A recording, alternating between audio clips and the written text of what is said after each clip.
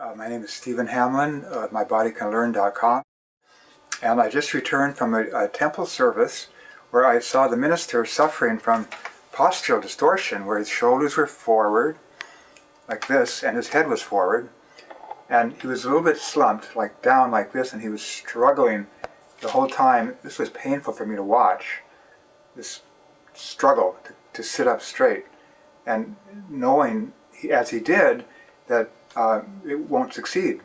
This is the best he could do. He was like this and pushing back and trying to look up and like this. And this struggle, I see this in so many people, especially people who have meditated for many, many years and have had a little bit of the wrong idea about what to do and how to do it.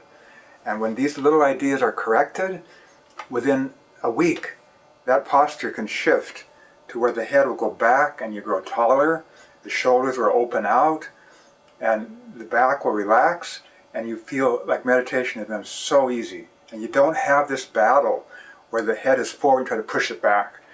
And you see people doing this who are self-conscious. They know the head is forward, they know they have a posture problem. They're doing this all the time. This is almost neurotic. It doesn't work. It never has worked. The bones of the neck do not slide like this. There's no bricks in the neck that slide. The bones of the neck and all the vertebrae are spiral. So we have to work in a spiral nature to bring the head back. And once you understand that and know how to do it, you can quickly correct, even at age 70, this kind of posture. And I want to quickly give you a summary of what that is. If you were a person like this, what would I tell you? In 10 minutes, 2 minutes, what would I tell you? Okay, first thing. Chin level is very important. Chin too high compresses the back of the neck. Chin level is important. Now, the mistake that meditators make is they lift the eyes, the head follows, so the chin goes up. So now, I'm not looking up with my eyes. My face is up. My eyes can be down, but I look up, I think I'm looking up. I'm not. You need somebody to correct you and make sure your chin is level.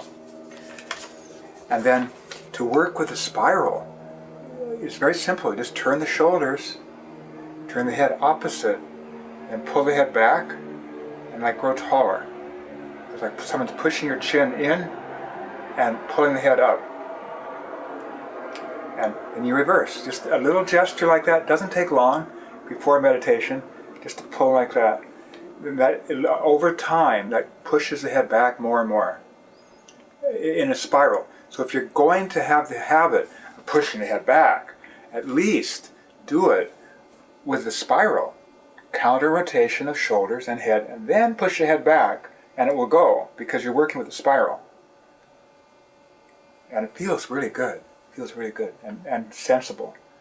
So then to turn the volume up on that, you can rotate the pelvis opposite the shoulders. So whichever way you do with the shoulders, you move the knees opposite. So twist the pelvis opposite, keep the low ribs down, chin level, turn the head opposite, and turn the eyes opposite the head even, and push the chin back, grow taller, pull the tongue back. It's a very strong correction. And you can reverse, turn the shoulders the other way, pelvis opposite, head opposite. So this is 4-part counter rotation. Pull the chin back, grow taller, chin level, tongue back, even squeeze the eyes. Because the eyes, when we do close focus, they become elongated. Pulls the head forward. So we need a way to bring the eyes back into the head. And so you think of a distant vision. You expand your awareness to infinity, or the ocean horizon. Close the eyes. Squeeze the eyelids tight. This pulls the eyeballs back into the head and brings the head forward back. So you do all that at once. Shoulders, counter rotation, pull back, squeeze the eyes, tongue. And then you can have this, stick up, to open here. And I get a pop and a crack, and it feels so good. And I just had maybe a millimeter, at least a millimeter or two, correction of whatever head forward bad posture I've had, just by what I did here. If you do that every time you sit for a 2-hour meditation, if you're a monastic, for instance, and you do a lot of meditation, this has to be built in to your program. Some technology to bring the head back and to straighten the posture, and also to understand why we get like this. Why we get like this is because we work all day with our hands, and our hands in front pull the shoulders like this. And the more the shoulders are pulled like this, the more the head pops forward. So it's not just a matter of bringing the head back. It's a matter of widening across here. It's a matter of lifting here. It's a matter of counter-rotating, growing taller. All those things you can use. Now this thing about lifting the chest, the more you're collapsed here, the more the head goes forward. So we need to build into our lives some way to get air here, to puff up the lungs here. How do you do that? Inhale. Slowly. You inhale slowly and you relax. That allows these ribs to relax and take air. Don't rush the inhale. Like for a count of 20 even. If you rush it, you're tensing and you won't get air here. So then you tense the whole body. So you inhale and pull the belly in and tense like you have a balloon, you're pushing the balloon like this. Puffs the air right up in here. And it pulls the head back, you see? So to inhale and tense is very intelligent. Very intelligent. But, see now this is, I'm still tensing. I've inhaled, I have this big ball of air and puffing up like this. You can see it pulls the head right back. Now if you combine this with the counter rotation, which I just talked about, head and all these things, then the breathing, inhale, tense, puff up, and this, within 3 or 4 days, your posture like this will end up like this. Even if you're age 70, done it for 40 years, this bad posture stuff, you get a very quick correction. Excuse me. So, the mistake people make, which I made for 30 years, is that when I heard the words inhale and tense, the mistake I made, and I realized it was a serious mistake, is I would tense while I was inhaling. I would go like this. Tense and inhale. So the words were not, the instructions that were given to me by my spiritual teacher were inhale and tense, not tense and inhale. So I've come to my conclusion, my personal conclusion is, first you relax, and then you inhale, then you tense. Then you get all the benefits that I'm talking about. If you tense first, look, I'm tensing the torso. No air is going to get here. Tense, inhale and tense. Head goes more forward. So if you practice for a lifetime, inhale and tense like that, your head's going to go more and more forward, and you're going to end up at age 60 or 70 like this, and sitting in front of a crowd of people and trying to correct it because you're self-conscious about your bad posture. And what you're going to do, what everybody does who's like this, they blame themselves. They, oh, I have bad posture, I have to work harder. And you'll see them pull the shoulders back, push the head back, and try to stiffen the body.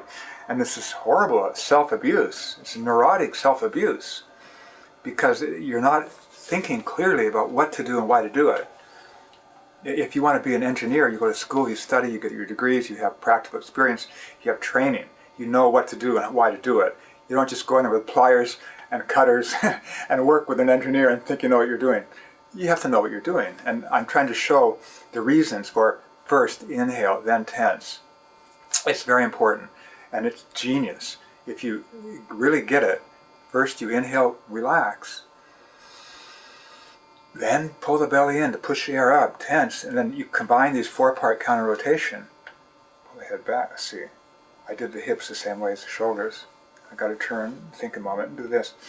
Inhale, pull the head back, squeeze the eyes, tongue, stick up, all these things. Stick up, the eyes squeezing, tongue rolled back, shoulders rotated opposite hips, and tense, and expand here.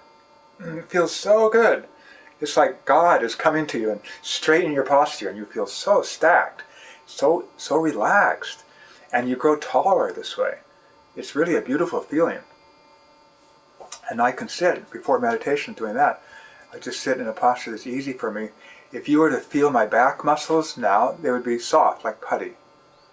And I'll say again, you can do this for yourself.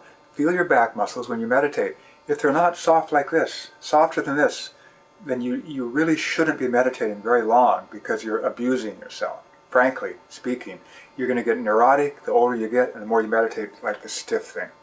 And it'll be this continual battle. Sit up stiff, be a good posture person, or give it up and be human. What are you going to do? So what you need to do is learn the technology, like I'm teaching. Sense the sitting bones. Have the chair a little higher than the knees apart. Practice these techniques I just showed you. And there's a few more little things. The tailbone should hang freely, so you need a hard, flat stool.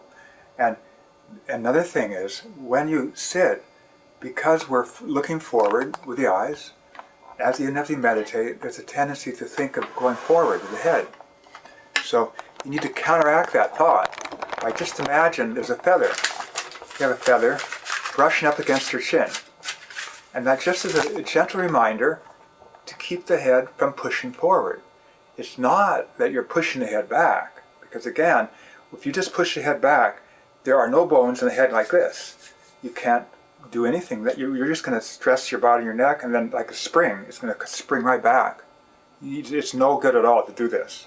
You're completely wasting time to push the head back like this. You create military neck, you create all kinds of stress for the body. So don't do that. Instead, do what I showed you. And relax. And all these things should be done in a relaxed way. So you think of a feather against the chin and the tailbone hanging. Those two things will give you good posture. Just those two things. And as I think of those things, it lets me go into my spine. And it helps me just stay in the center of the spine and supporting my skeleton and relax. It's a very nice way to think of meditation posture. Feather and tailbone hang. So I want to just quickly mention, for those of you who do meditate many hours a day, who have trouble with posture, I'll give you some quick ideas that are going to quickly turn it around for you. Spend a little time every day walking backwards. If your head is forward and you have this postural thing, when you walk backwards, you reverse all that. And especially if you can walk backwards and look behind you, then you have to counter-rotate and you straighten up. So the more you can walk backwards, take a walk on the block, do a few steps here and there, or you could run like people do, run marathons backwards. The best posture in the world you're going to get from doing that. You run backwards. People do it. I've seen them in Griffith Park here. People run backwards. And also, do your exercises every day. Whatever exercises you do, it's really an act of genius. What I'm about to tell you is pure genius. And it was taught to me by my spiritual path. Is when you do your exercises, close the eyes. Close the eyes. So it takes you into this sensory world inside. And you feel the support. You're not orienting to the world, which means for most of us, we orient frontally, head goes forward. And so when you exercise with the head forward, bicycle, running, in the gym, you're always pulling your head forward, and the idea is like there always. The frontal visual field draws us out and brings the head forward. And we need to counteract that. So when you do your exercises, close the eyes, get out of visual dominance. Close them. Keep them closed. And if you open the eyes even once, you restore the visual dominance, you lose all the benefit, and you go back to this head forward thing. So there's a tremendous power. If you can go like 15 minutes of doing your exercises every day, whatever they are, your exercises, you do your exercise, do it with the eyes closed, the whole 15 minutes, blindfold yourself. And what people do, I'm quite convinced, is they cheat. They open their eyes when maybe they're standing on one foot doing something. And they open their eyes thinking, well, I have to open my eyes to balance. No, that's the time you keep them closed. And when you can do that, your head's going to be more and more stacked over your back. You're going to go back into good posture. Another little trick for this posture is do a lot of pulling movements when you exercise. A rowing movement, a rowing machine is going to be much better than push-ups, because the rowing machine is going to strengthen the muscles of the back and behind the neck, pulls the head back, straightens the posture.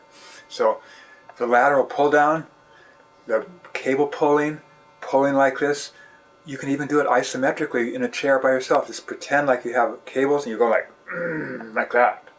You'll be tightening the back, straightening the posture. So I'm giving you a lot of hints here to correct posture that is damaged from many years of wrong ideas. And these ideas work quick. Once you do them, they work quick. One more thing, and this is very counterintuitive, But if you place your hands here in the collarbones, and then you push the head forward, and this looks like bad posture, this is really horrible, right? I'm pushing the head way forward. And then slowly bring the head back. You spring it back, and the head just comes back, and you keep going slowly back, getting taller, going back. You're showing the head how to come back from being forward. Now again, this is not the same as pushing the head back. Because if you have the head way too forward, it can naturally come back in a way that's organic, without damage. And so you want to teach your body what it feels like for the head to come back. And the way to do that is you exaggerate the problem. The problem is head too forward. So you turn the head, make the head go more forward, much as you can, really much as you can, and then bring it back. More forward, and bring it back.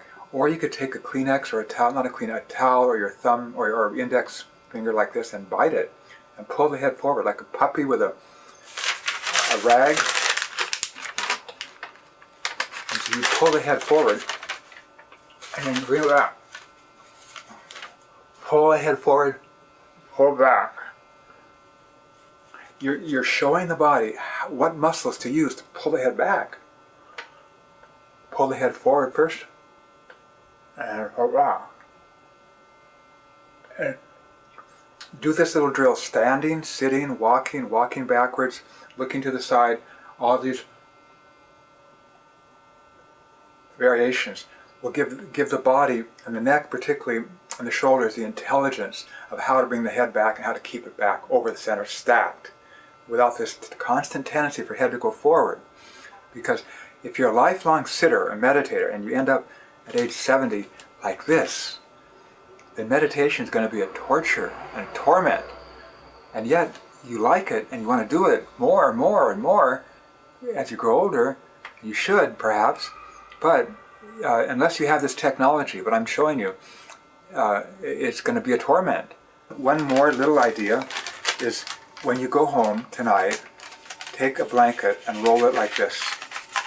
The blanket should be about 6 feet long, so you have a rolled up blanket. Now, you can put this blanket and then get some rubber bands and tie it so it stays rolled up. It should be about this much of a roll, a blanket that ends up about like this. Now, you lie down on your back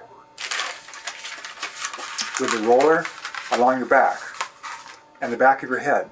So what this does, it suspends the body off the ground from the spine. It lifts the spine and the tailbone and the sacrum.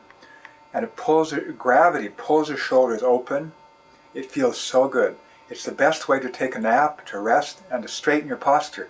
Because the thing that's missing for most people in posture is they don't realize how seriously compressed they are here. And the muscles here, pectoralis particularly, they get contracted because of all this reaching forward that we do. And so we need to do the stick-up position, like I showed you.